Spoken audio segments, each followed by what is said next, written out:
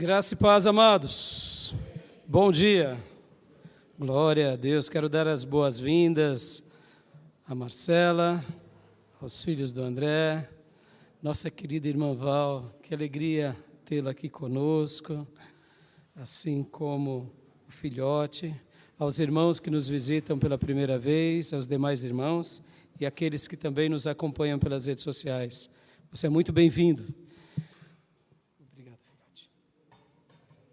Obrigado, meu irmãozão. Que manhã maravilhosa, não? Que louvores lindos, que testemunho maravilhoso.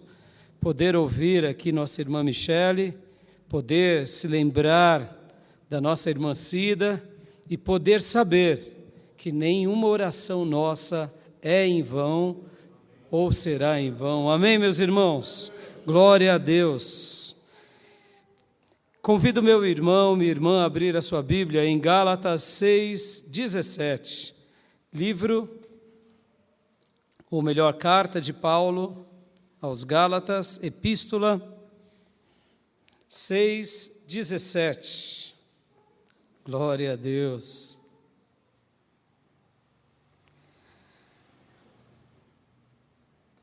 E antes dessa leitura, eu quero orar com vocês, pedindo a bênção de Deus sobre tudo que iremos tratar aqui. Vai abrindo aí a sua Bíblia em papel, digital. Epístola de Paulo aos Gálatas 6:17. Vamos orar agora, antes da leitura. E vamos pedir, Deus, fala conosco, fala comigo, transmita a Tua palavra ao nosso coração.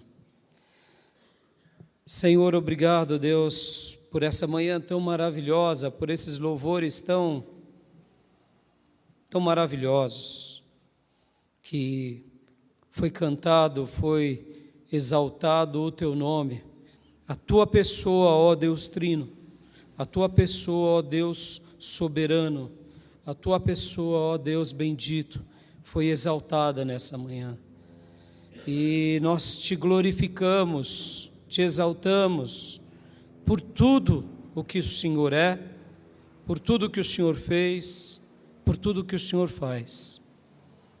Muito obrigado, Deus, por esse ambiente tão especial, que é o momento em que o Teu povo se reúne para buscar a Tua face, mas em especial se reúne para orar ao Senhor, para clamar ao Senhor, para invocar ao Senhor e sobretudo, para Te adorar, porque é para isso que existimos, para isso que nascemos. E, ó Deus, como é bom, como é doce, como é agradável Te glorificar, Te exaltar, Te bendizer. E também se derramar na Tua presença, pedindo que o Senhor contemple a nossa vida, nos ajude na caminhada, nos ajude na nossa própria vida, na nossa família, e principalmente nos ajude a entender o que o Senhor tem para nós. Porque, meu Deus, tem horas que nos perdemos por causa da vida, por causa das tentações, por causa das fraquezas ou por causa dos atalhos. Mas é num momento como esse que vemos o Teu agir, Senhor, que vemos que, mesmo que sejamos falhos, mesmo que sejamos pequenos, mesmo que sejamos pó, o Senhor ainda se compadece de nós, tem misericórdia e paciência com cada um dos Teus filhos, porque a Tua palavra nos revela isso e na experiência que temos na nossa própria vida, notamos isso. Como é maravilhosa a Tua misericórdia. Ela é a razão de não sermos consumidos, ela é a razão de estarmos aqui e ela é a razão de sermos atraídos à Tua presença. E nesse momento, Pai, mais uma vez, junto com o Teu povo, eu oro pedindo, fala ao nosso coração, abre os nossos olhos, como um dia o Senhor fez com os apóstolos, com os discípulos, quando Tu caminhou nessa terra, e também logo depois que o teu Santo Espírito foi derramado sobre a tua igreja em Jerusalém, lá no cenáculo. E o Senhor usou o teu povo para levar essa mensagem à Judéia, a Samaria e aos confins da terra. E, ó Deus, o Senhor foi abrindo olhos, foi abrindo corações, foi trabalhando nas vidas, foi mudando pessoas. E isso o Senhor fez, e cremos que o Senhor faz, e cremos que o Senhor fará também. E por isso nos derramamos diante de Ti e dizemos: Senhor, abra os nossos corações, abra os nossos olhos, nos faz entender a Tua vontade, a Tua palavra, o Teu querer, nos coloca no lugar certo, sim, porque muitas vezes nós nos colocamos no lugar errado, nós queremos ser servido e não servir, nós queremos que Deus faça tudo o que queremos e o certo, e a Tua palavra nos ensina que estamos aqui para fazer a Tua vontade. Pai, eu te peço, Senhor, pelo poder do Teu Santo Espírito, faça algo novo, algo especial em muitos corações. Restaure vidas, restaure lares, restaure casamentos, restaure verdadeiras conversões, livra-nos da religião fútil, livra-nos de sermos apenas mais um religioso dentro da Tua casa, e ajuda-nos, Pai, a viver em espírito e em verdade. E aqui estamos como igreja local, como Teu povo, e eu te peço, nos encontre, Senhor, nos encontre, nos encontre. Nos encontre, porque a Tua palavra diz que o Senhor procura adoradores, e que aos Teus olhos, quando o Senhor passear sobre essa terra, que o Senhor possa achar uma comunidade local, mais uma, e ver que aqui há um povo que Te adora em espírito e em verdade. Nos encontra como adoradores e que possamos se manter assim até o último dia da nossa vida. Por isso eu te peço, derrama do Teu Santo Espírito sobre todos nós e trabalha na nossa vida, em nome de Jesus. Amém. Amém, meus irmãos? Você crê no que você acabou de orar comigo? Amém? Glória a Deus. Quero continuar falando ainda sobre as marcas de um discípulo, e hoje o título da minha mensagem é Ele,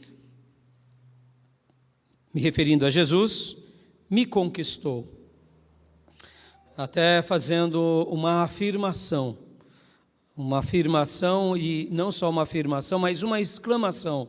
Sabe quando você está num diálogo com alguém e de repente a pessoa pergunta sobre a sua vida, como há pouco ouvimos a Michele testemunhar, e de repente ela nos disse aqui que naquela manhã, ou naquele culto, naquele dia, ela sentiu algo diferente e que não sentia há muito tempo, e ela viu que tudo mudou na vida dela, porque até aquilo que outrora era o escape dela, que era o cigarro ou o vício, não teve mais sentido. Por quê? Porque Jesus a conquistou, Jesus a achou. Aleluias. Então hoje o título da minha mensagem é essa exclamação, sim, com ponto de exclamação: Ele, Jesus, me conquistou. Amém, meus irmãos? Ele te conquistou? Ele te conquistou. Então vamos ler novamente aqui Gálatas, Epístola de Paulo aos Gálatas. Eu quero ler aqui com vocês, e hoje nós vamos estar trabalhando mais propriamente no texto e nessas palavras, e no contexto dessa verdade no livro de Gálatas. Continuando ainda essa ideia de que o verdadeiro discípulo de Jesus, ele traz sobre ele marcas, muito mais do que marcas religiosas, uma marca na alma, uma marca no espírito, e essa marca muda tudo. Amém? Diz assim a palavra de Deus: sem mais, que ninguém me perturbe, pois trago em meu corpo as marcas de Jesus. Amém, meus irmãos? Glória a Deus. Na versão King James diz assim: de agora em diante que nenhum homem me moleste. Na NVI fala perturbe. Que ninguém me moleste, porque trago em meu corpo as marcas de Jesus. Vou dar uma breve síntese do livro de Gálatas. Vou entrar aqui, de fato, sobre o que era ser marcado nos dias bíblicos, o que isso representava, e vou trazer, assim, algumas lições importantes do original sobre isso, e depois quero estar falando e perguntando a cada um de nós: fui de fato marcado? Fui de fato conquistado? Ou eu de fato me deixei ser conquistado? E por último eu quero falar um pouco sobre Paulo, e aqui os sofrimentos de Paulo que atestavam que ele de fato era um discípulo, ou seja, as marcas na vida de Paulo e a vida de sofrimento, abre aspas, sacrifício, fecha aspas, porque sofrer todos sofreremos. Podemos sofrer muitas vezes porque escolhemos errado, fizemos coisas erradas. Não é esse o sofrimento. Eu quero que quando eu usar aqui a palavra sofrimento, você também não vá para o lado errado, doentio, masoquista, sabe? Existem pessoas que têm prazer no sofrimento.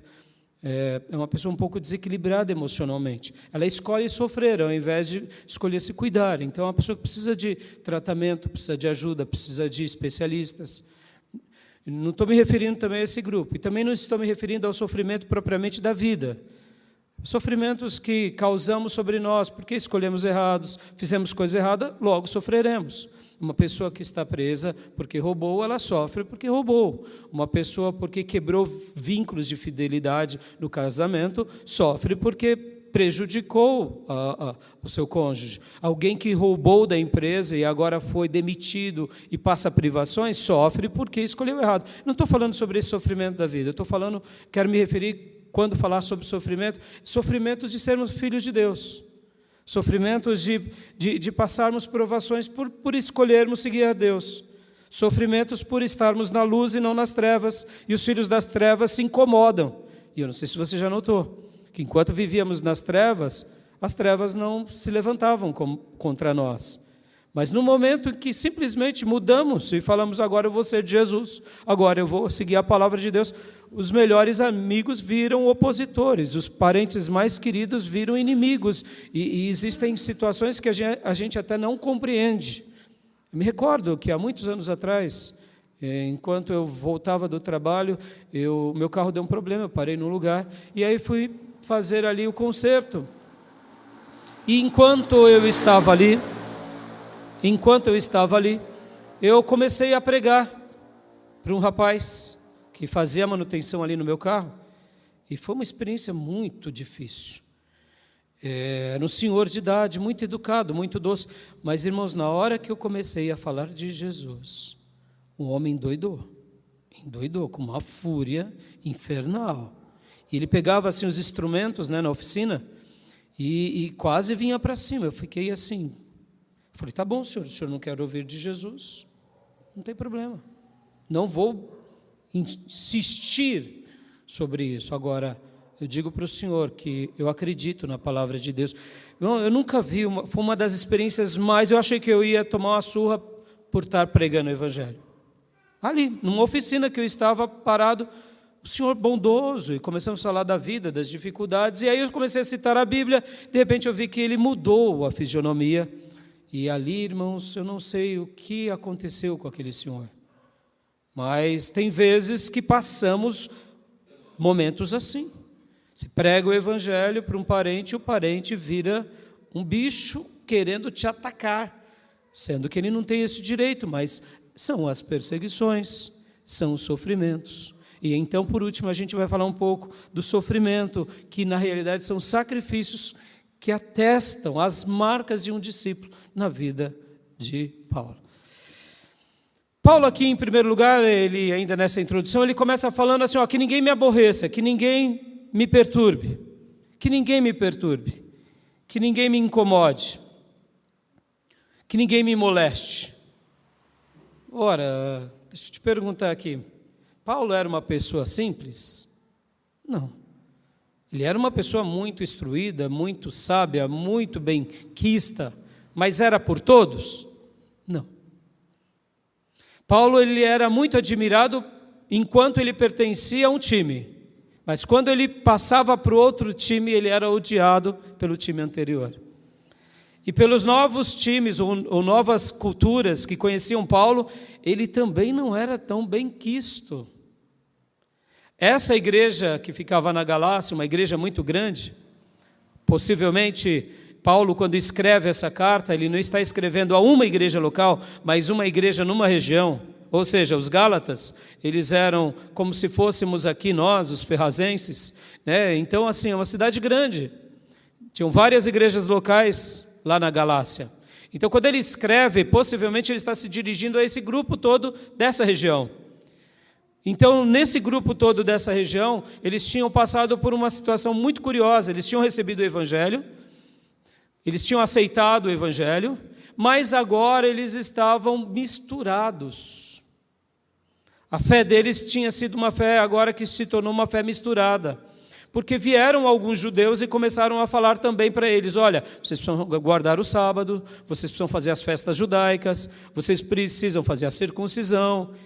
E aí, então, é onde nasce aquilo que na teologia chamamos do debate dos judaizantes, ou seja, judeus que iam nas igrejas falar que a fé apenas em Jesus não basta. Você precisa crer em Jesus, mas precisa também ter todas as práticas de um judeu. E aqui, então, nasce essa carta de Paulo. E Paulo, então, escreve àquele povo e começa, então, a ensinar a partir dele próprio. Olha, se alguém pregar um outro evangelho, diferente desse que eu tenho pregado, mesmo que seja eu, você considere isso como anátema ou como maldição. Paulo, ele sabia, olha que coisa linda, meus irmãos. Paulo e os apóstolos, como eu aprendi com o Ribeiro, eles sabiam que eles eram canais da revelação de Deus. Pense por um momento sobre isso.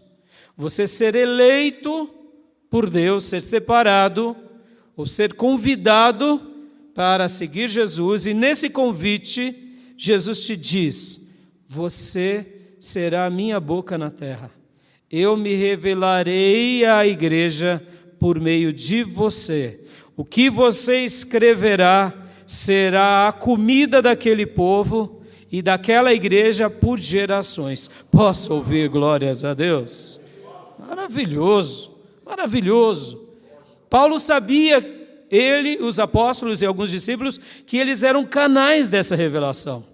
Que quando o Espírito Santo de Deus, nos devidos momentos e circunstâncias, vinham sobre eles, eles começavam a escrever e era o próprio Deus falando com a sua igreja. Aleluias! Só que Paulo tinha tanta clareza disso, que quando ele vai falar algo a respeito dele próprio, ele diz, agora não é o Senhor, sou eu que estou dizendo. Porque 99,99% das vezes era o Senhor falando por Paulo. E nós vemos isso em Corinto, por exemplo, quando ele vai dar uma instrução que ele diz, olha, aqui é o que eu penso, aqui é o que eu penso, não é o que o Senhor pensa, tá, igreja? É o que eu penso. Ele deixa bem claro, por quê? Porque tudo que Paulo falava, como Pedro, como João, como as demais cartas do Novo Testamento, os demais textos do Novo Testamento, era Deus falando com o seu povo e usando os seus instrumentos. Aleluias!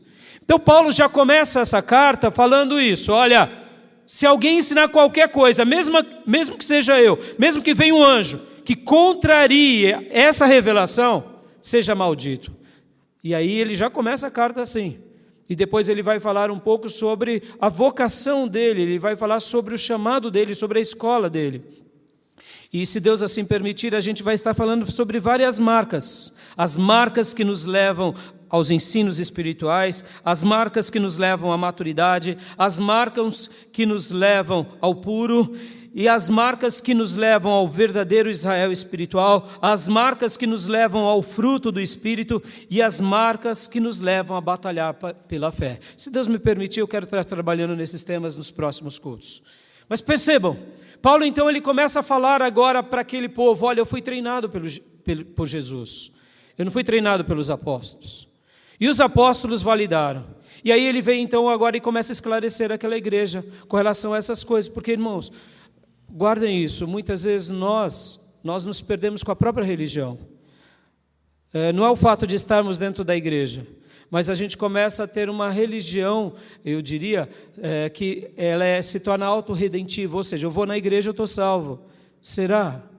Será? Eu li a Bíblia, por isso Deus está comigo. Será? Eu orei e Deus está ouvindo tudo. Será? E essa religião autorredentiva ela é perigosa, porque a religião autorredentiva está baseada nas nossas obras. Mas, ao mesmo tempo, o espírito do Evangelho é graça. Mas é uma graça que tem obras, ou seja, a fé sem obras é morta, como diz Tiago. Tem que ter obras, mas o que dá o tom de tudo é a fé. Por isso que o projeto de Deus começa com Abraão. Ele foi justificado pela fé, ou seja, ele foi creditado por meio da fé dele. A fé que Abraão teve em Deus fez com que ocorresse uma mudança na vida dele e uma nova história. Mas podem ver que Abraão teve obras, mas ele tem obras por causa da fé. E geralmente nós queremos e nós invertemos a história. A gente faz as obras e diz: por isso que eu tenho fé. Não necessariamente. E aí vem então Paulo, agora essa igreja tão grande, esclarece eles dizendo: olha, não se confundam, vocês são gentios, vocês são da Galácia, vocês são dessa região da Ásia, vocês são povos que foram alcançados pela graça, vocês não são judeus. Se Deus quisesse que vocês fossem judeus, vocês teriam nascido em Jerusalém, ou quem sabe a comunidade judaica entre vocês seria grande. Ou seja, Deus já mudou a chave. Aquela revelação para o Velho Testamento ficou para os judeus. Agora veio aquele que é a graça, mas essa graça tem que ser entendida muito bem na visão bíblica. Meus irmãos, guardem isso no seu coração. Você jamais entenderá o Novo Testamento sem o Velho. Você jamais entenderá o Novo Testamento sem o Velho, porque nós corremos o risco de vulgarizar o Novo, ou seja, sabe a graça barata? Eu sou salvo, uma vez salvo, sempre salvo.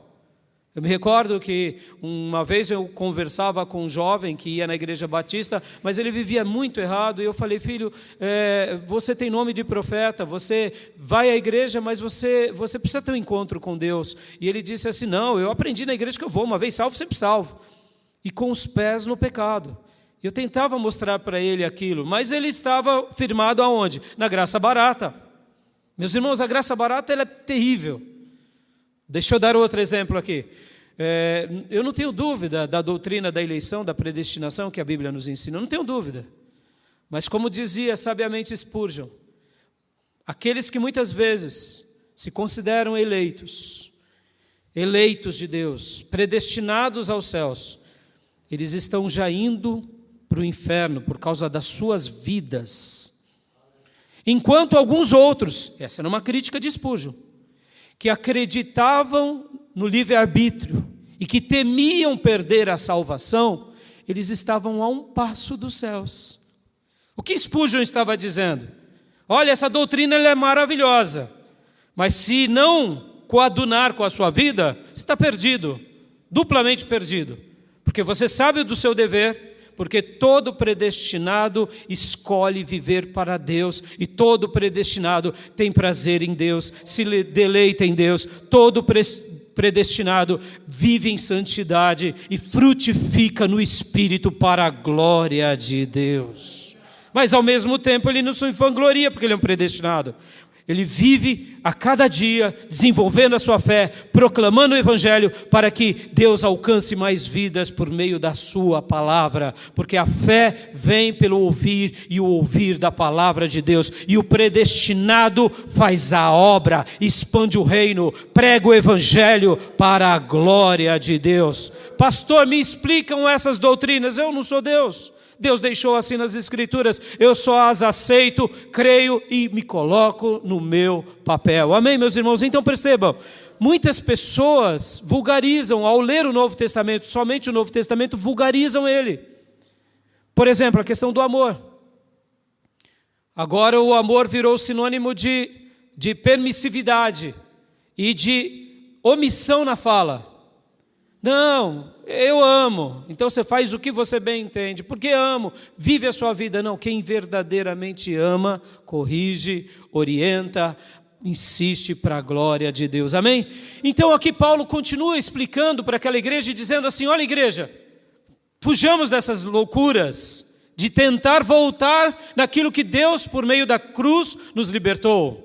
Ou seja, a igreja agora gentia, ela não precisa voltar às práticas da lei, mas ela usa a lei para entender o projeto redentivo. Ela usa a lei e ela usa o Velho Testamento para entender como Deus separa um homem, faz desse homem uma nação, e faz dessa nação um povo sacerdotal, e agora vem uma igreja que aprende nessa história para proclamar as verdades desse Deus único que se revelou a um povo, que se revelou a um homem chamado Abraão. Amém, meus irmãos? E aí Paulo então com muita maestria vai explicando, e é por isso que ele usa esses termos, e ele então vem desenvolvendo, e Paulo conclui depois dizendo: olha, porque quem entende de verdade essa graça, ele não vive a sua liberdade com libertinagem, ele frutifica no Espírito, e ele realmente faz tudo o que Deus ensina, ou seja,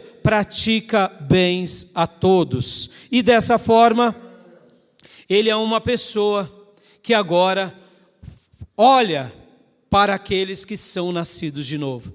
E é assim que Paulo termina esse livro. Estou dando uma breve síntese. Porque Paulo vai explicar, olha, o que vale aqui não são as práticas religiosas por si. O que importa é se somos nova criatura, ou seja, se somos nascidos de Deus. Ainda aqui nessa minha introdução, e por que Paulo fala: ninguém me perturbe, ninguém me moleste, ninguém me incomode, ninguém me aborreça? Paulo, de fato, ele não era muito querido por muitos. Percebam, irmãos, aqui também não faço uma leitura correta, tá? Tem pessoas que são mal educadas, são bocudas. Ela não vai ser querida por ninguém mesmo, porque são destemperadas, são agressivas, falam a verdade para ofender, falam a verdade para matar, falam a verdade porque foram questionados, então contra-atacam, ou seja, revidam muitas vezes de forma agressiva. Essas pessoas não vão ser benquistas. Aqui Paulo não era uma pessoa desequilibrada, Paulo era uma pessoa extremamente equilibrada. E por que Paulo fala: ninguém me aborreça? Porque ele não era benquisto por causa que ele era mensageiro da luz. Ele tentava ajudar as pessoas. E mesmo fazendo tudo isso, os ímpios não admiravam Paulo, porque quem era que não gostava de fato de Paulo? Guarde isso. Quem é que não gostava de Paulo? Em primeiro lugar, os carnais. Vejam a igreja de Corinto, que era uma igreja, mas carnal. Questionava até o apostolado de Paulo. Olha que loucura. Foram conquistados por Paulo, foram discipulados por Paulo, foram treinados por Paulo, foram ordenados por Paulo e agora questionam Paulo. Dá para entender um povo desse? Não dá. Mas dá porque é simples, é só você enxergar o que de fato eles eram. O que o povo de Corinto eram carnais. Então, quem não gostava de Paulo? Os carnais. Quem não gostavam de Paulo também? Os endemoniados. Sim, os endemoniados. Quem era o endemoniado via Paulo já começava a falar palavras de blasfêmia contra ele. Lembra do episódio daquela moça que tinha um espírito de adivinhação lá em Filipos? Na cidade de Filipos? Que quando Paulo passava e Silas, ela começava a falar palavras, e um dia Paulo, indignado, foi e expulsou aquele demônio, e os donos daquela mulher que tinha o espírito de adivinho colocaram Paulo lá na cadeia. Foi quando Paulo e Silas começam a louvar a Deus, vem o terremoto, aí as cadeias se abrem, vem o carcereiro e diz: o que eu farei para ser salvo? E Paulo diz: creia no Senhor Jesus e será salvo tu e tua casa. Aquele episódio que começa lá em Filipe, que Paulo está orando aos sábados na beira de um rio, ele prega a palavra e uma moça chamada Lídia, que era vendedora de púrpura, se converte. Logo na sequência, Paulo expulsa aquele demônio daquela moça que era adivinho. Então ali, nesse exato momento, quem não gostava de Paulo? Endemoniados. Guarda isso. Os carnais não gostavam de Paulo. Ainda hoje, carnais odeiam a literatura de Paulo, odeiam os livros de Paulo. Por quê? Porque são carnais. Quem mais odeia a vida de Paulo, odiava a vida de Paulo? Os endemoniados. Os endemoniados ainda hoje odeiam os textos de Paulo. Por quê? Porque vão contra a vida de um endemoniado. E quem mais, pastor? Dentro desses canais eu poderia dizer também os mundanos que vivem muitas vezes dentro da igreja, mas se revestem de cristãos. Dá um exemplo, pastor, vou dar. Alexandre o Latoeiro. A palavra de Deus vai dizer que Paulo tinha, sim, pessoas dentro da igreja que se levantavam contra ele e faziam oposições. Um desses é Alexandre o Latoeiro. Outros, Paulo fala assim: eu entreguei fulanos de tais até a Satanás. Quem foram esses? Os mundanos dentro da igreja, que eram revestidos de roupas cristãs. Então, resumindo, quem não gostava de Paulo? Os carnais, os endemoniados e os mundanos. E tem um quarto também, o próprio diabo, tá, irmãos? O próprio diabo. Porque você vai ver lá em 2 Coríntios que, certa ocasião, Paulo está sendo esbofeteado 3 vezes pelo próprio mensageiro do diabo. Ou seja, o diabo odiava Paulo. O diabo odiava Paulo. Vem cá, algo parecido acontece conosco? Quem é que nos aborrece, irmão? Sejamos honestos, como filhos de Deus. Geralmente são os carnais, geralmente são os endemoniados, geralmente são os mundanos que são revestidos de roupa cristã e o próprio demônio. Amém, meus irmãos? Guarde isso. Paulo, o que Paulo está dizendo aqui? Paulo está dizendo: ninguém me aborreça, ninguém me aborreça. Porque de contrapartida é verdade. Se uma pessoa não é carnal, mas é espiritual, se uma pessoa não é mundana, mas ela é realmente um nascido de novo, se uma pessoa não é um endemoniado, mas é uma pessoa cheia do Espírito Santo, essas pessoas amarão Paulo e essas pessoas amarão um filho de Deus. Amém, meus irmãos? Por isso que é importante termos marcas de um discípulo. Pessoas espirituais irão te amar, pessoas que nasceram de novo irão te amar. Pessoas que realmente têm o Espírito Santo de Deus irão te amar, porque assim como o diabo ele te odeia, Deus ele te ama e ele colocará pessoas especiais ao teu lado. Então, em primeiro lugar, meus irmãos, deixa eu falar que fui marcado, fui conquistado, porque Paulo continua dizendo aqui, como o texto diz: pois trago em meu corpo as marcas de Jesus. Deixa eu ensinar um pouco aqui para vocês o que era essa marca. O que de fato era essa marca? Então hoje vamos aqui ter na igreja uma marca mostrando que de fato somos da Igreja Batista Missionária aqui em Ferraz de Vasconcelos. É meio estranho, né? É meio masoquista isso. Eu sei que pode até ser moda em alguns lugares as tatuagens, mas, irmãos, na antiguidade as tatuagens elas eram feitas como um objeto para identificar que aquela pessoa era daquela religião e seguia aqueles deuses. Então, havia tipos de tatuagens bem rústicas e de marcas, como se fossem mutilamentos. Assim como acontece em algumas tribos indígenas, que as pessoas se mutilam ou se alargam orelhas e lábios, ou quem sabe pescoço, como até hoje acontece, para mostrar: olha, eu sou daquela tribo. Na antiguidade, ser marcado era isso. Era você dizer: eu pertenço àquele Deus, eu pertenço àquela religião. Mas havia um outro tipo de marca, que não é essa marca que Paulo está dizendo aqui. A marca que Paulo está dizendo aqui, nessa época, ela era uma marca que se fazia a escravos.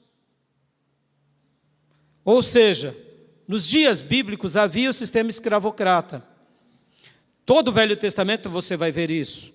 Até mesmo entre o próprio povo de Deus, havia a possibilidade de você, num dado momento de privação, você ser vendido entre os próprios seus. Quando uma família no Velho Testamento perdia todos os seus recursos, então muitas vezes o pai, ele praticamente se vendia a um outro parente ou uma outra pessoa rica para trabalhar durante alguns anos para poder ter o sustento. Só que essa escravidão entre os próprios judeus tinha tempo. Depois de um período, aquele que comprou, no caso, aquela família, porque, imaginem, irmãos, naqueles dias antigos, você tem uma terra, você plantava, e de repente vinha uma grande seca. Agora você não tinha mais gado, você não tinha planta, você não tinha mais nada. Você tinha que fazer alguma coisa. Então, muitas vezes, aquela família ia viver debaixo de uma outra família que tinha comida. Então, eles viravam praticamente escravos entre os próprios judeus. E ali, eles, de fato, depois de um período, recebiam ali a alforria. Ou, como eles chamavam, no ano de jubileu. Eles recebiam a libertação. Mas entre os estrangeiros, já não era assim. Quando tinha estrangeiros, aí não, aí já era um sistema de escravidão. E também aqui nos dias de Paulo, acontecia uma coisa muito curiosa, porque vocês têm que lembrar que quem dominava aqui nesses dias era o Império Romano. Então o Império Romano ele ia conquistando as nações e os povos. E havia algo que se chamava o desfile triunfal. É muito interessante. Paulo vai falar sobre isso lá em 2 Coríntios, do capítulo 2, versículo 14 e 16, que Deus nos conduz em triunfo em Cristo. Paulo está usando o termo conduzir em triunfo, falando um pouco sobre o desfile triunfal romano. O que era o desfile triunfal romano?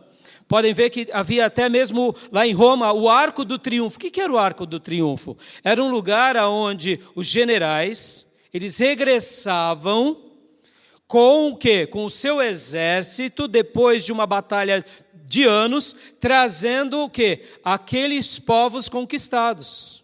Então havia uma grande festa entre os judeus, que tinha a ver com essa questão do triunfo, de conquistar ali aqueles povos. Então o general romano, geralmente ele era destacado por uma região, e lá ele fazia o quê? Uma guerra contra aquele povo, e ficava ali durante anos. Quando eles ganhavam a batalha, o general avisava, nós estaremos regressando com os nossos pelotões. E quando eles estavam regressando e chegavam na cidade de Roma, o imperador ficava no seu trono, juntamente com toda a sua corte, juntamente com todos os sacerdotes.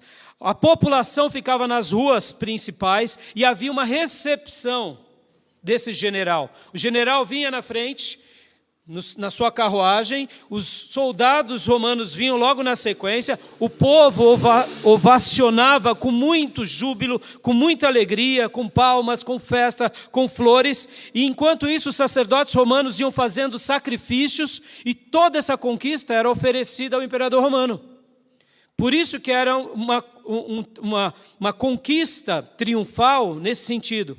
O que acontece? Então vinha o general romano, que dedicava aquela vitória, aquele povo agora a César, vinha os soldados também que faziam parte desse desfile triunfal, e vinham agora algemados quem? Os conquistados. Vinham os algemados, principalmente o rei, o príncipe, os soldados, todos algemados, que viravam o quê? Viravam escravos e eram leiloados nas praças públicas. Então, esse episódio, guardem isso, é quando Paulo, lá em 2 Coríntios, vamos ler o texto de Paulo, lá em 2 Coríntios 2, só para a gente mergulhar um pouco nessa ideia. 2 Coríntios 2, olha só que lindo, irmãos. Quando Paulo está escrevendo à igreja de Corinto, ele vai dizer o seguinte, olha que coisa linda, meus irmãos. Ele vai dizer o seguinte, ele vai usar os mesmos termos no original que era usado para o desfile triunfal. Ele vai usar a mesma comparação do que acontecia nesse desfile triunfal romano. Ele vai dizer que algo assim aconteceu conosco espiritualmente. Como assim, pastor? Paulo, ao usar esse texto aqui em 2 Coríntios 2, do 14 ao 16, olha só o que ele diz. Mas graças a Deus, que sempre nos conduz vitoriosamente em Cristo e por nosso intermédio exala em todo lugar a fragrância do seu conhecimento. Porque, para Deus, somos o aroma de Cristo entre os que estão sendo salvos e os que estão perecendo. Para estes somos cheiros de morte, mas para aqueles fragrância de vida. Mas quem está capacitado para tanto? Deixa eu dar uma explicação aqui, até mesmo desse texto. Paulo estava escrevendo aqui para essa igreja dizendo o seguinte, que aconteceu algo muito parecido com a nossa vida. Deus está sentado no seu trono, veio e enviou o general Jesus Cristo a essa terra. Jesus Cristo veio nos embates dessa terra, venceu o inimigo e conquistou todos os adversários. E agora ele volta ao grande Rei dos Reis e apresenta como uma oferta todos esses escravos que foram conquistados. Quem são esses escravos que foram conquistados? Pelo grande general eterno. Somos nós, irmãos, somos nós.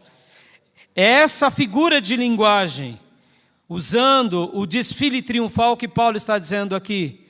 Por quê?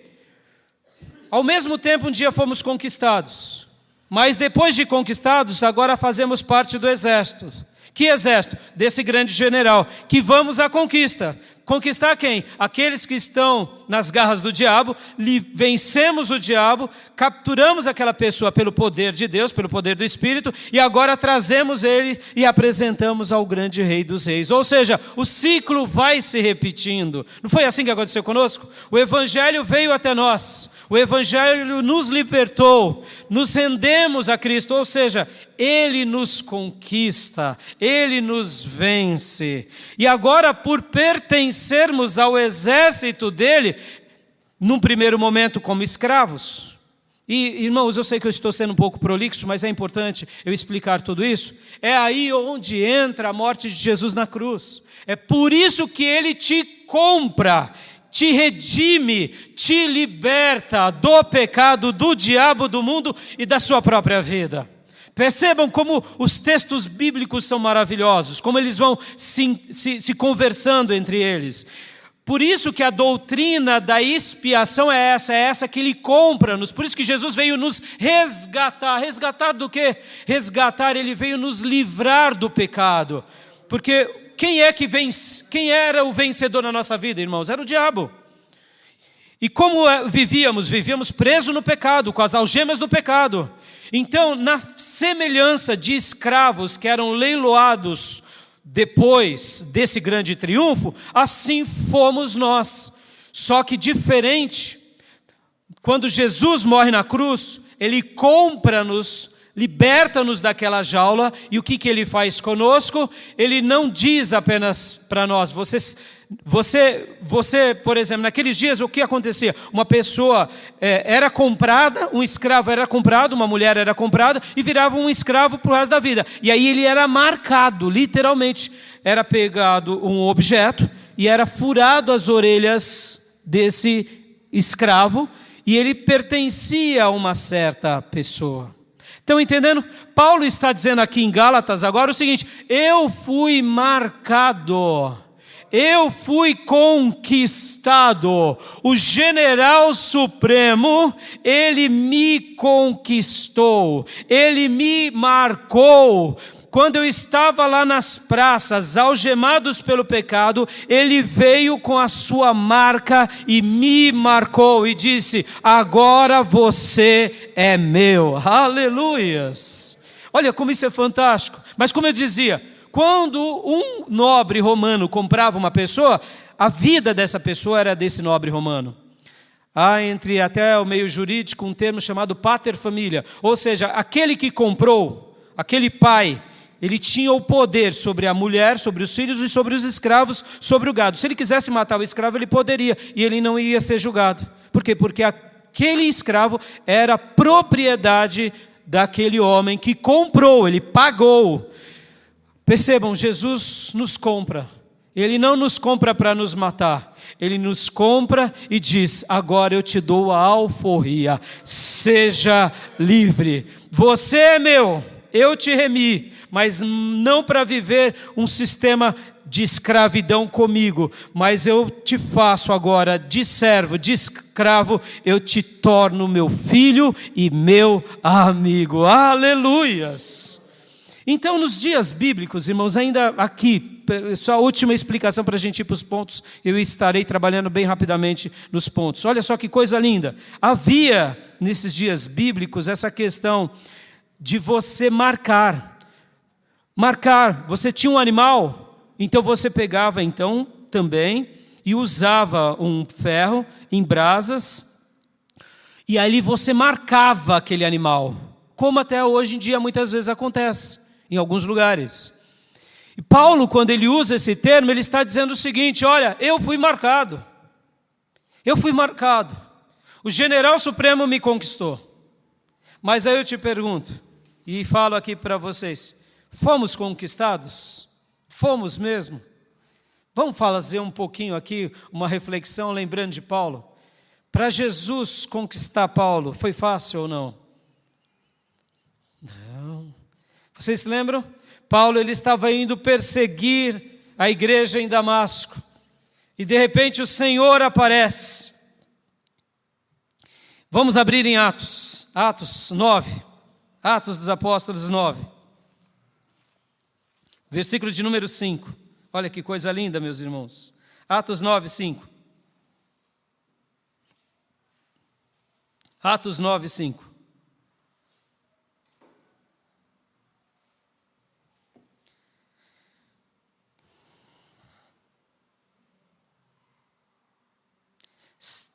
Saulo perguntou: quem és tu, Senhor?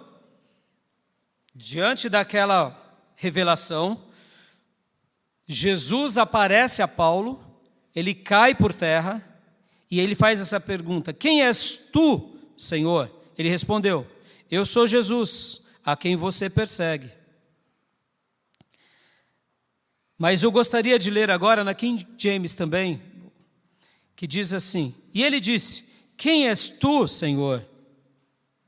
E disse o Senhor: eu sou Jesus, a quem tu persegues.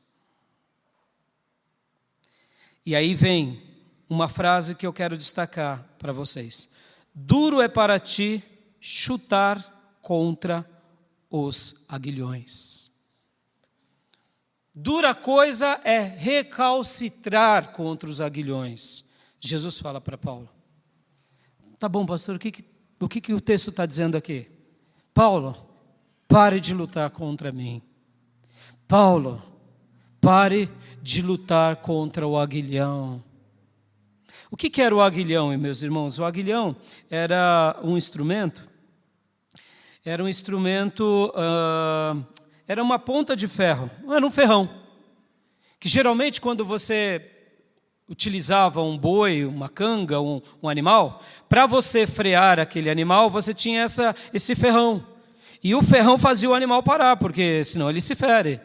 Jesus está dizendo aqui: Paulo, para de lutar contra o ferrão. Sou eu, Paulo. Vem cá. Jesus conquistou Paulo aqui? Conquistou ou não conquistou? Conquistou. Mas Paulo se feriu ou não se feriu? Se feriu.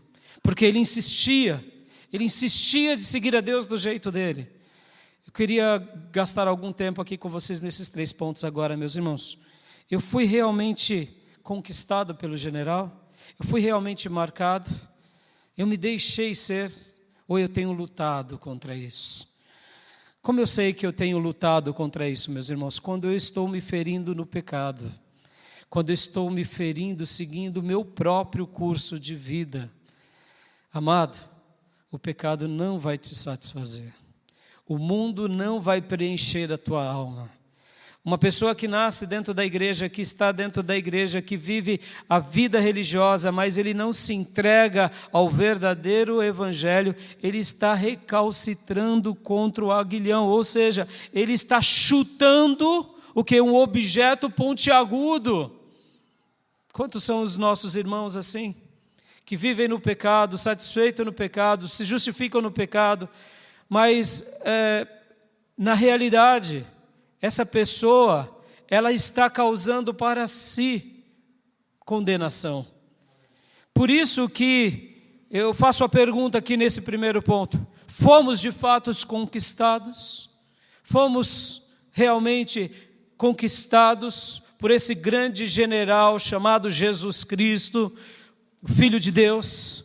Ou estamos lutando contra Ele, contra a Sua palavra? Fui conquistado?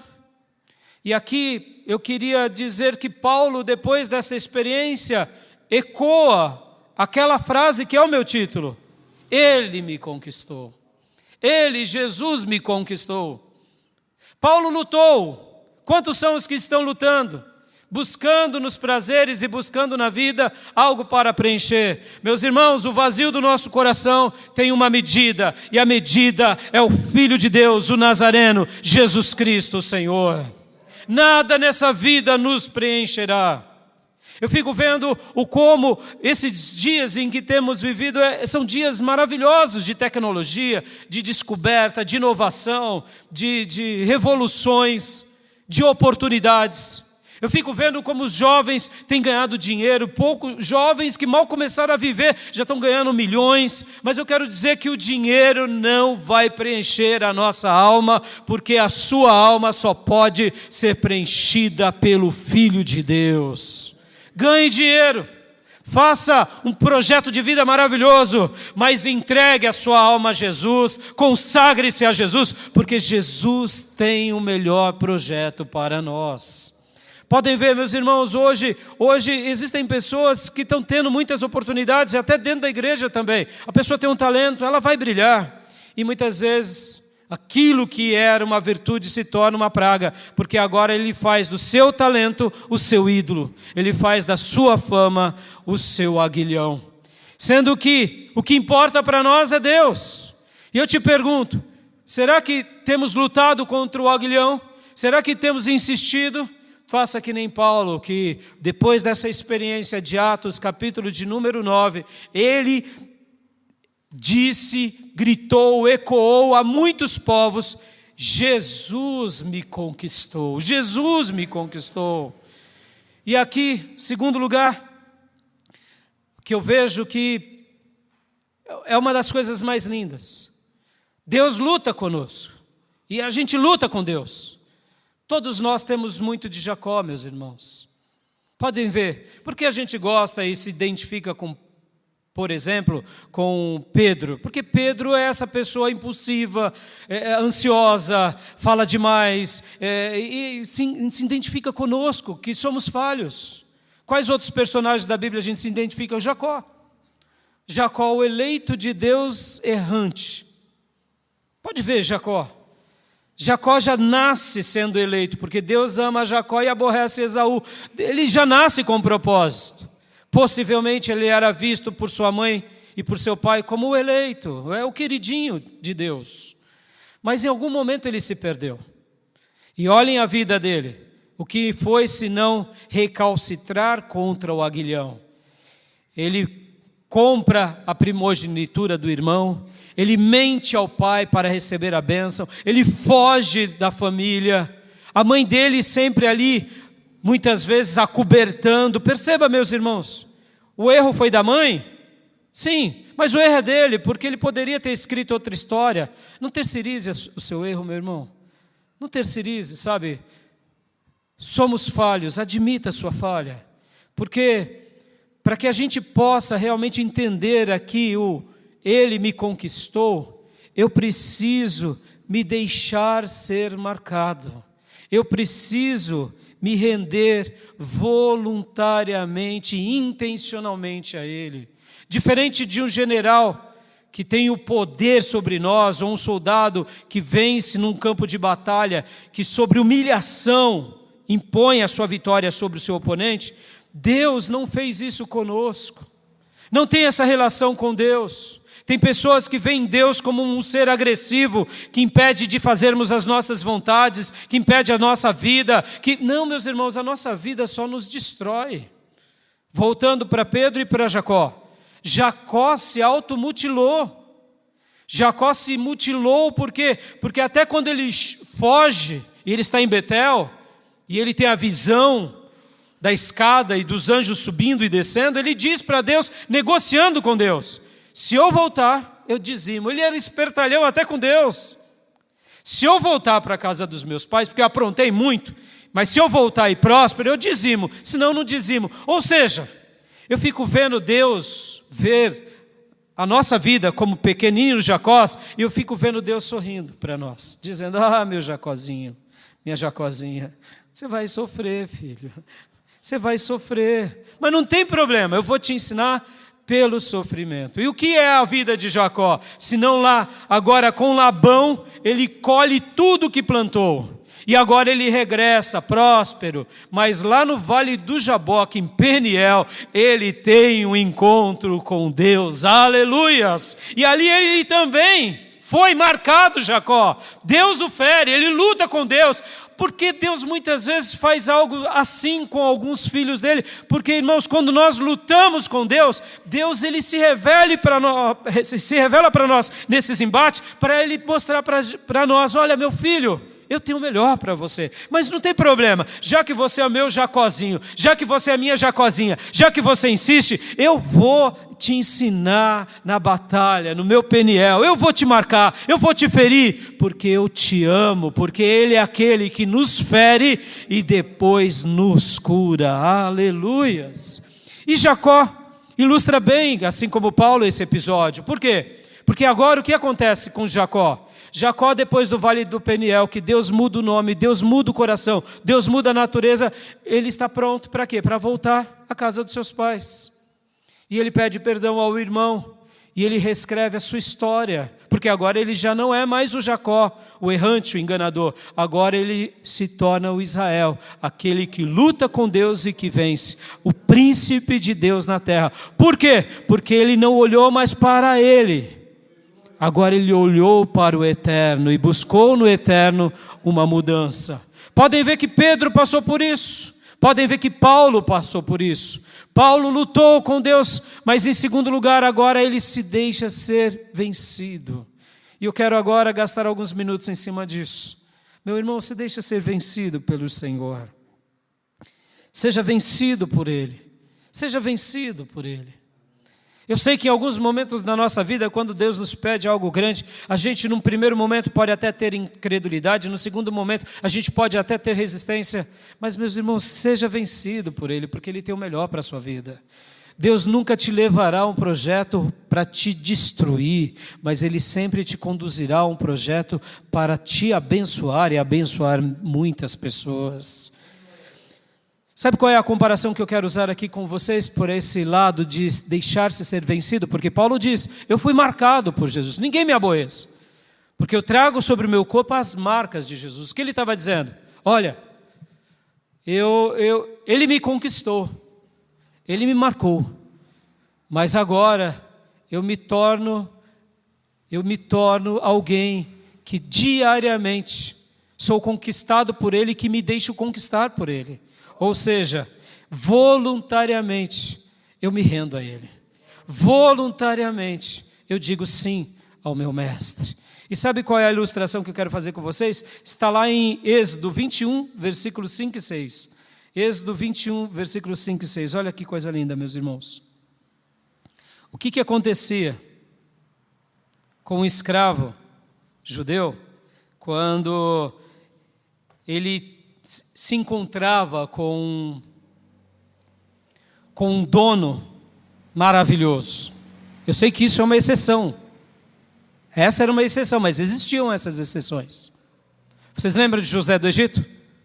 José do Egito foi vendido pelos seus irmãos, foi maltratado pelos seus irmãos, e no momento de glória, o que ele faz agora? Ele vai aos seus irmãos e vai ao seu povo e faz o quê? Os aceita, os perdoa, os abençoa, coloca numa terra. E depois, Jacó morre. E o que José do Egito faz? Ele continua abençoando os irmãos. Por quê?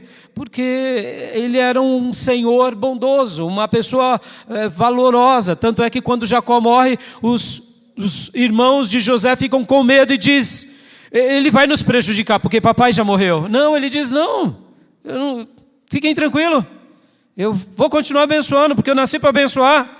Haviam senhores assim, que queriam abençoar, e ele, a única coisa que ele diz é: nós um dia voltaremos para a nossa casa, prometam para mim que vocês vão levar os meus ossos para a nossa terra, para Canaã, prometam. E eles prometem: então tá bom, vocês levando minha ossada para lá, eu estou feliz. Foi isso, só isso. O que mais? Ele abençoou seus irmãos, abençoou o seu povo, e o povo de Deus se tornou próspero no Egito. Então existiam senhores bons, Era uma exceção. Mas sabe o que acontecia? Olha só, eu quero que os olhos de vocês fiquem bem fixos agora para esse texto. Esse texto é maravilhoso. Tem tudo a ver com a vida de Paulo, tem tudo a ver com a vida de Jacó, tem tudo a ver com a nossa história. Porque um dia esse general bendito nos conquistou. E ele continua nos conquistando a cada dia. E tem hora que a gente se esquece que ele quer continuar nos conquistando.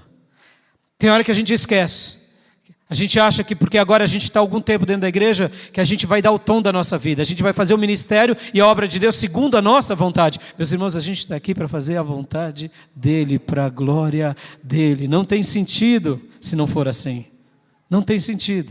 E olha só o que diz aqui no texto. Êxodo 21, 5. Se, porém, o escravo declarar: eu amo meu Senhor, a minha mulher e os meus filhos, e não quero sair livre, o seu Senhor o levará perante os juízes ou perante Deus.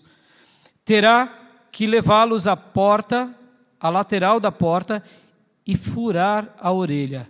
Assim ele será seu escravo por toda a vida. É um texto que talvez você não entenda muito bem a compreensão dele, mas eu vou te explicar. Imaginem aquele episódio de alguém que é um judeu, que acabou sendo vendido para um outro judeu, e está ali trabalhando durante 5 anos, e agora deu o período da alforria, ou ele recebe a liberdade de voltar à sua terra e conquistar aquilo que lhe pertencia. Mas ele e a sua esposa e os seus filhos dizem: não, eu não quero ir embora daqui. Eu não quero. O Senhor é tão maravilhoso para mim. O Senhor não é o meu dono, o meu patrão, o meu mestre. O Senhor é meu amigo. Eu quero continuar te servindo enquanto viver. A minha esposa concorda com isso e os meus filhos. Aquele homem era constrangido em amor. Era uma declaração que o constrangia, mas então como que resolveria esse problema? Aquele escravo iria agora no batente da porta, diante dos juízes e diante de Deus. Por isso que aqui no texto da NVI traz juízes, mas nas outras versões traz Deus, porque era uma aliança que aquele escravo estava fazendo àquele dono. Então você ia diante de Deus agora no batente da porta daquela casa, você ia pegar um sinete e ia furar as orelhas naquele batente. E qual era o significado disso? Era o significado assim: essa orelha ou essas orelhas, elas para sempre obedecerão a tua voz, porque eu tenho a liberdade de ir embora daqui, mas eu escolhi te amar, eu escolhi te servir. Aleluias. Paulo se deixou ser conquistado pelo Nazareno. Lá na estrada de Damasco e durante toda a sua vida, eu poderia ilustrar que Paulo escolheu furar as suas orelhas no batente do Nazareno e dizer: Nazareno, esses ouvidos que outrora lutavam contra você, contra o Senhor, que foram conquistados pelo Senhor, agora eu tenho o direito de ir embora, mas agora eu quero furar as minhas orelhas nos batentes da tua casa, porque a partir de hoje eu vou obedecer a sua voz. Eu te amarei e eu serei totalmente seu. Aleluias! Eu te pergunto, meu irmão, voluntariamente, dia a dia, você tem se rendido a esse general bendito? Hoje é o dia de você fazer a sua aliança com Ele. Se você não conhecia sobre esses termos, é o dia em que Ele te propicia para você dizer: eu fui conquistado e eu me deixo diariamente em ser conquistado. Aleluias. Pense nisso, meu irmão. Tem horas na nossa vida que Ele vai nos pedir algo. Quem sabe Ele vai te pedir a sua família. Quem sabe Ele vai te pedir os seus dons. Quem sabe Ele vai te pedir a sua faculdade. Quem sabe Ele vai te pedir a sua comodidade. Quem sabe Ele vai te pedir alguma coisa que você não quer entregá-lo. Pense, responda para si mesmo: eu tenho me deixado ser conquistado diariamente? Talvez você diga assim: não, pastor, mas como Deus vai me pedir minha família? Sim, muitas vezes Ele está querendo levantar um dos seus como um grande servo de Deus na terra, e você está sendo aquele que está impedindo essa obra na família. Quantas são as mães que veem os Os filhos que têm protagonismo no reino e diz: não, filho, você não vai fazer seminário, você não vai ser pastor, você não vai ser missionário, você vai ser médico, porque você é muito inteligente. E Deus está lá no céu olhando para essa mãe ou para esse pai Jacó e está dizendo: não insista, meu servo, não insista. Quantas são as vezes na nossa vida? Meus irmãos, se Deus está te pedindo algo, voluntariamente entregue. Ele tem o melhor para a tua vida. Lembram de Ana, que era estéril? Deus abre o ventre dela e depois de desmamar o garoto entrega, e ele se torna agora um discípulo de sacerdote, ele se torna um profeta, ele se torna um juiz de Israel, ele unge a vida de Saul e principalmente de Davi, por causa daquela mulher que entregou tudo e se deixou ser conquistada. Deus consolidou uma das maiores histórias na vida dos filhos de Deus em Israel. Por quê? Porque ela entregou. Meus irmãos, entregue, se deixe ser conquistado. Eu não sei o que o Espírito de Deus tem falado, mas se renda a Ele, se entregue a Ele e deixa Ele conduzir a tua vida em nome de Jesus. Em último lugar, ainda aqui na vida de Paulo, os sacrifícios e os sofrimentos atestavam as marcas de que ele era um discípulo de Jesus. Deixa eu te perguntar agora, irmãos, você tem sofrido por causa do Evangelho? Ou você tem seguido esse Evangelho insosso, esse Evangelho genérico, esse Evangelho sintético, que muitos escolheram viver? Pense sobre isso. Se nós não estamos sofrendo por causa do Evangelho, precisamos avaliar a nossa vida. Eu não estou falando aqui que você vai ser um desequilibrado, que vai ficar apontando o seu dedo, falando do pecado de todo mundo. Não, não seja esse não. Antes de apontar o pecado de todo mundo, olhe para a sua vida e avalie os seus próprios pecados. Comece por aí. Porque muitas vezes as pessoas, elas são pessoas que sofrem porque elas são inoportunas, são bocudas, falam dos outros e falam demais. É óbvio, você vai sofrer porque você falou demais. Língua não tem osso, né, meus irmãos? Então, cuidado até com a sinceridade, porque a sinceridade que fere, ela é instrumento do maligno. A sinceridade que mata, ela é instrumento do diabo. A sinceridade, ela é algo para a gente poder ter temperança. Guardem isso, irmãos. Um dos frutos do Espírito é ser o quê? Temperado. No original, o domínio próprio é temperança, tempero. O cristão, ele é temperado. Ele tem equilíbrio. Ele tem domínio próprio.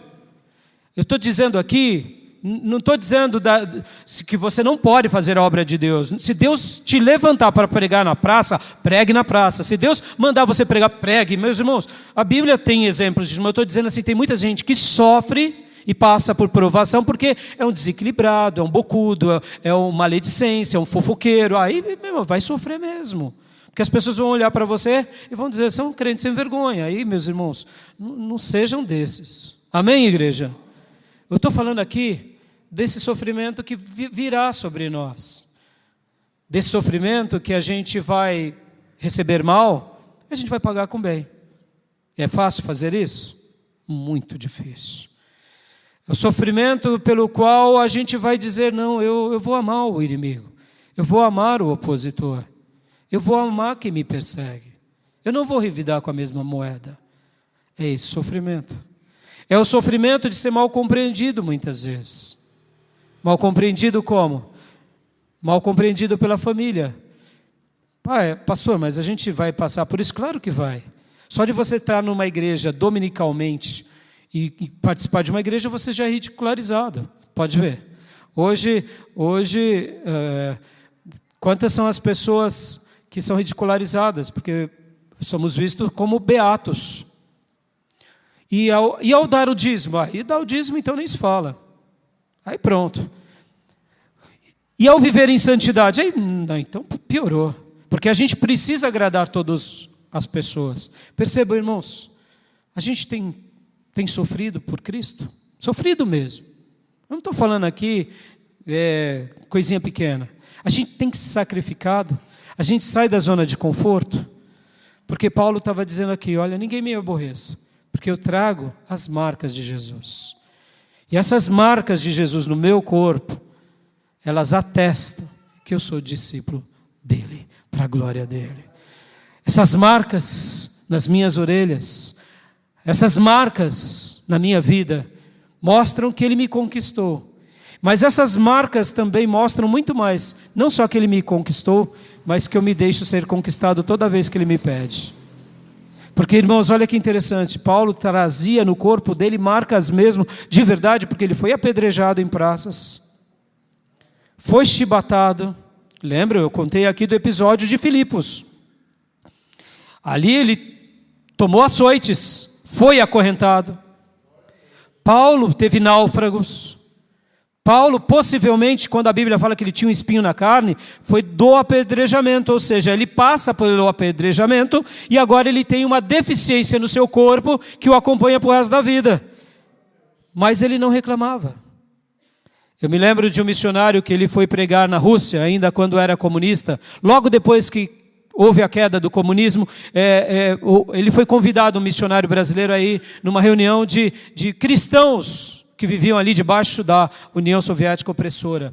E quando ele se reuniu ali com aqueles homens de Deus que tinham sido libertos das cadeias e etc. e tal, e alguns que sobreviveram, aqueles homens falaram, prega para nós. Mas na hora que aquele missionário olhou naqueles homens, viam homens que não tinham as mãos, e perguntou, mas por que você não tem as mãos? Por causa que eles me perguntavam se eu iria negar a Jesus. Eu disse que não, então eles iam arrancar minha mão direita. Aí eu arrancaram. Se você quer continuar insistindo, vou. Você nega Jesus? Não, não nega, então vou arrancar a esquerda. E arrancavam. E como eles sabiam que eu não tinha jeito, porque vários outros amigos nossos morreram, eles me deixaram preso lá, mofando nas celas. Logo depois da queda do comunismo, esses homens saíram e estavam soltos agora, outros mutilados nos pés, outros com marcas nas costas, outros sem orelhas, sem narizes. E ele falou assim, mas eu vou pregar o que para vocês? O que eu vou pregar para vocês? E eles disseram assim, não, pregue para nós, porque o senhor é um missionário experiente, conhece muito a Bíblia, e nós ficamos presos durante muito tempo e queríamos aprender da Bíblia e não podemos. Mas ele dizia, o que eu vou pregar para vocês? O corpo de vocês tem marcas da obediência de Jesus. Meus irmãos, nesse meu último ponto, Jesus está às portas. Jesus está voltando. Os sinais são mais do que evidentes. Mais do que evidentes. A qualquer hora saberemos quem é o anticristo. A qualquer hora tudo vai mudar. Tudo vai mudar.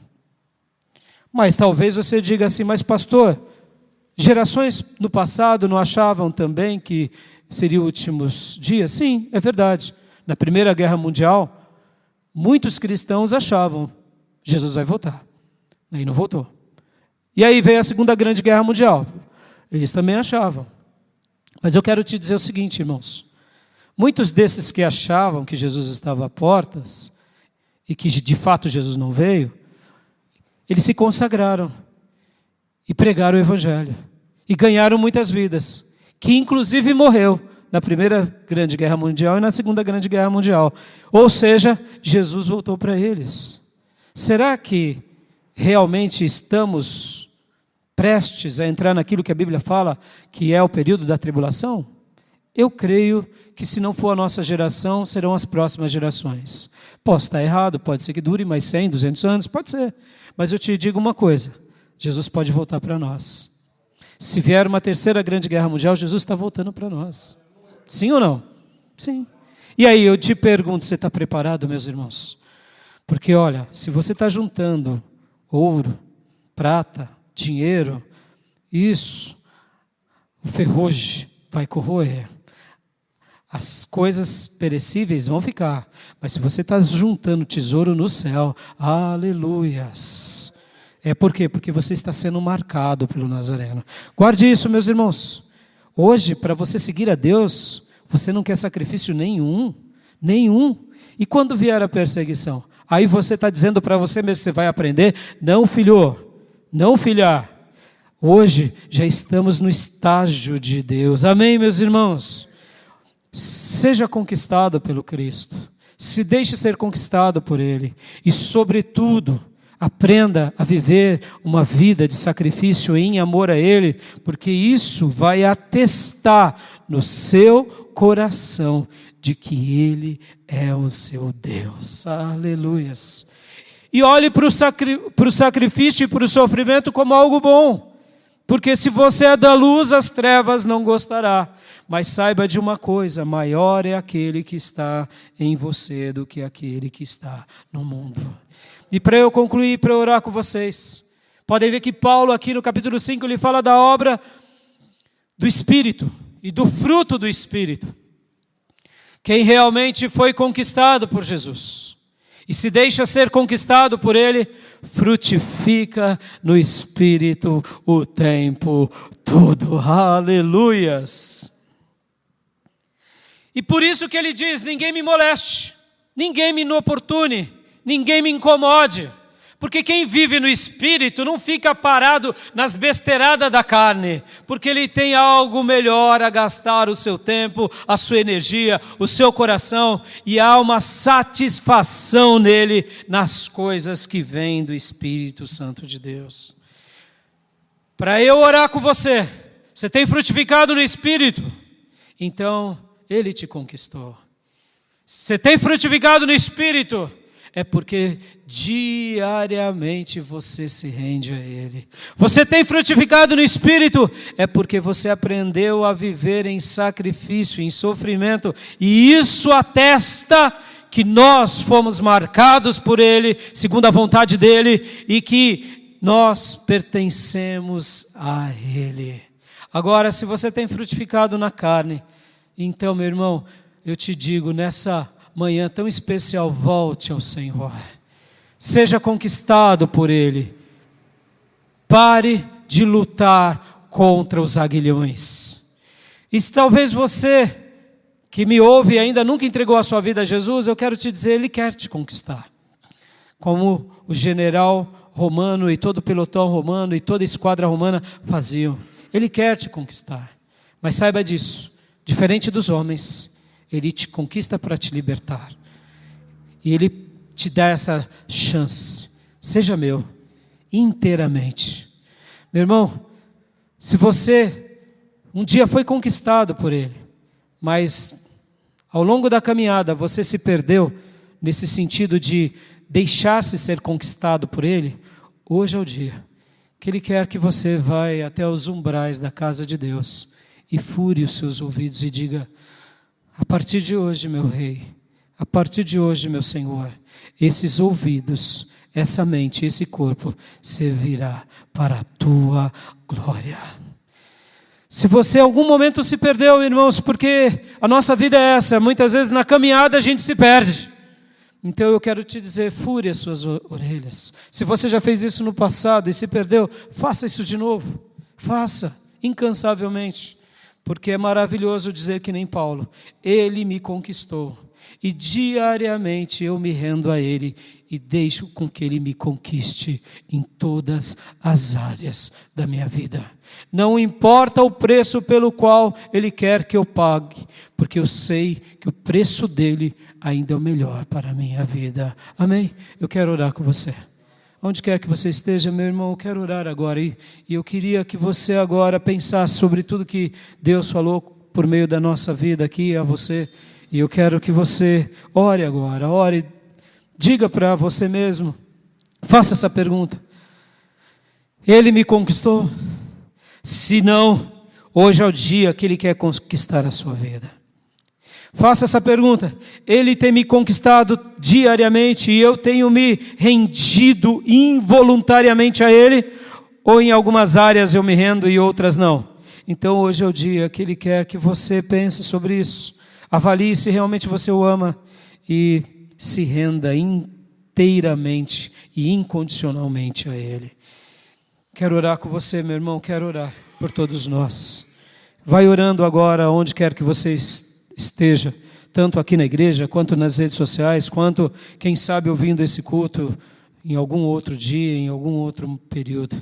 Ore ao teu Deus, ore ao Deus Criador do céu e da terra, ore ao Deus que se revela a Abraão, Isaque, Jacó, ao único e verdadeiro Deus, e se renda incondicionalmente a Ele. Creia nele, siga Ele, obedeça a Ele, deixe de lutar contra Ele e frutifique no Espírito, porque virá a melhor parte da sua vida. Aleluias. Ore comigo agora. Pai, em nome de Jesus, eu entrego essa palavra ao teu povo, Senhor. Obrigado, Senhor, porque Paulo dizia que ninguém me incomode, que ninguém me importune, que ninguém me moleste, porque eu trago na minha vida as marcas de Jesus. Jesus, nos marque, Senhor, nos marque com a tua conquista e que possamos viver que nem Paulo,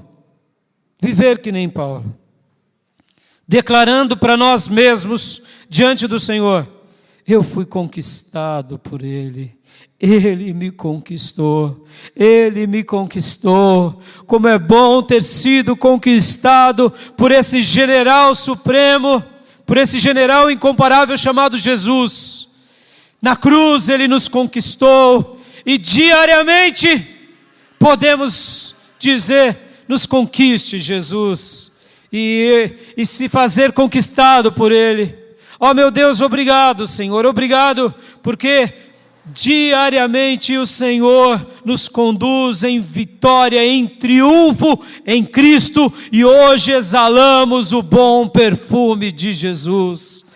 Assim como o Império Romano tinha todo essa conquista para o imperador romano, todo esse sacrifício que era feito dos touros, e o sangue exalava, e o cheiro de sangue exalava, assim foi Cristo na cruz, exalando o bom perfume na nossa conquista, e hoje estamos aqui, papai, querendo conquistar mais vidas para o Senhor, querendo se deixar levar pela tua palavra, pelo teu Espírito, como folhas no teu vento. Ó Deus, estamos aqui, papai.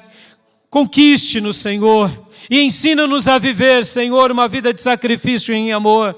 Esse sofrimento do bom soldado que olha para frente, que olha para o autor e consumador da sua fé. Ajuda-nos, Senhor, porque eu creio, Senhor, e pelo que entendemos, o Senhor está às portas. O Senhor está às portas, não há mais tempo a perder. E como é bom poder entender que o marcado de Jesus frutifica no Espírito, o marcado de Jesus que se mantém no caminho frutifica pelo poder do teu Espírito. Ó Deus, ajuda-nos, Senhor, ajuda-nos a viver essa liberdade no Espírito, a termos gozo no Espírito, a termos alegria no Espírito, a termos o fruto do Espírito, porque é assim, Senhor, que queremos viver para a tua honra, para a tua glória e para o teu louvor.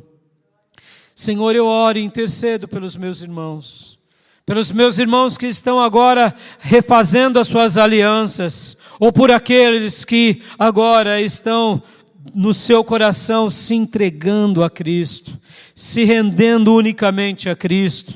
Eu intercedo e peço, marque-os pelo poder do teu Santo Espírito, ou como o próprio Paulo também diz, sele-os pelo teu Santo Espírito, porque a obra que tu faz em nós é uma obra espiritual, poderosa, incomparável. E aquele que foi nascido do Espírito, ele é selado pelo Espírito Santo de Deus. Ele é marcado com o selo divino nessa vida. E por isso também eu intercedo pelos meus irmãos e por essa igreja. Livra-nos do diabo, livra-nos do mundo, livra-nos do pecado e faze-nos viver como filhos nascidos de novo para a honra, glória e louvor do teu nome.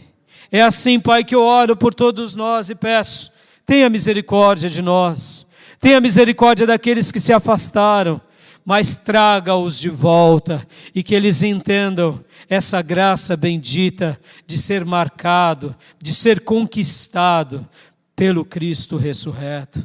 Ó Deus, muito obrigado, e que a cada dia a gente possa continuar se rendendo a Ti, Te amando, Te adorando, Te servindo, porque nada nem ninguém se compara a Ti. Nada nem ninguém. Nada nem ninguém. Em nome de Jesus, eu oro e Te agradeço. Amém. Amém, meus irmãos. Se você quiser entregar a sua vida a Jesus, me procure no final desse culto. Você que deseja se reconciliar com Deus, me procure nesse culto, aqui ou nas redes sociais. Amém? Quero dar a bênção apostólica. Que a graça do Senhor Jesus, que o amor de Deus Pai e que as doces e benditas consolações e a marca do Espírito Santo de Deus estejam sobre todos nós, sobre todos vocês, agora e para sempre. Amém. E como Paulo, possamos ecoar no nosso coração e para todos: Ele me conquistou e eu me deixo ser diariamente conquistado por Ele. Amém? Um excelente domingo a todos. Está encerrado o nosso culto. Amém? Pode aplaudir, é para o Senhor. E pode dar um abraço bem apertado no irmão e na irmã, em nome de Jesus. Deus abençoe.